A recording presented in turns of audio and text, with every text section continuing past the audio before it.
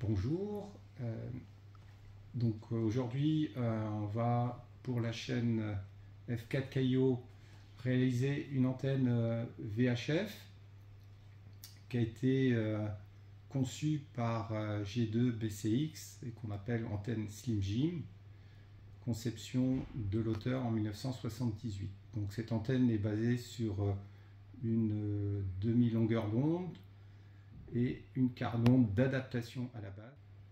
Donc pour réaliser cette antenne là, il nous faut du cuivre de diamètre 10 mm extérieur, 1 mm d'épaisseur.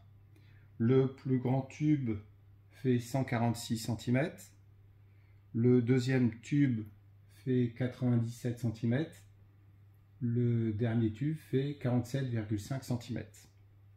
Donc pour faire la jonction de ces tubes, on a besoin de coudes à 90 degrés, 4 coudes et d'une liaison d'un tube toujours de 10 entre les coudes de 90.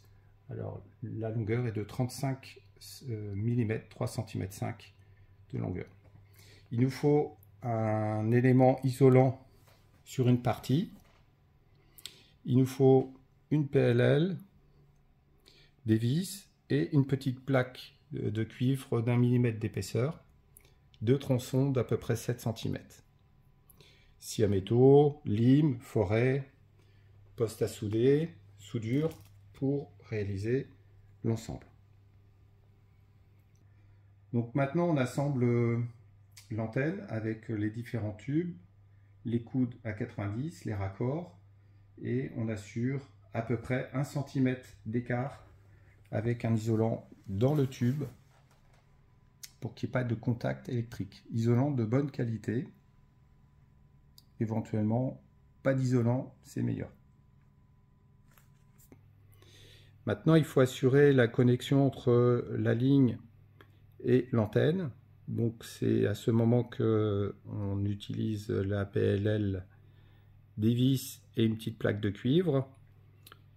Donc on a utilisé la plaque de cuivre pour assurer le contact électrique entre l'antenne et la PLL. Donc c'est un choix de notre part. Tout autre dispositif peut convenir aussi. Donc maintenant on a monté le dispositif d'attache de la PLL. Il se situe à peu près à 7 cm du bord extérieur.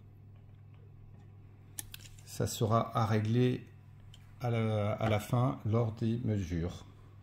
Donc les vis permettent d'assurer un serrage sur le tube suffisant pour qu'il y ait un contact électrique. Donc dans cette partie, l'antenne est montée, le connecteur est installé, les cornières ne sont pas encore soudées. On vérifie juste qu'elles fonctionnent correctement. Donc on a branché un câble, un VNA. Le VNA a été calibré avec le câble. Et on peut voir que sur la bande de mètres, de 144 à 146, le rapport non stationnaire est autour de 1,3 et l'impédance est autour de 62 ohms. Donc dans cette partie, l'antenne est finalisée, soudée, mise en extérieur sur un petit mât, non conducteur, connecté au VNA en extérieur à 1 mètre au-dessus du sol.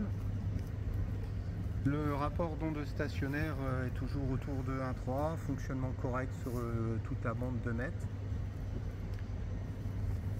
VNA, on a la bague de Smith et le SWR sur la bande de mètres 144-146 avec à 145 1,23 de rapport d'onde stationnaire. Antenne validée.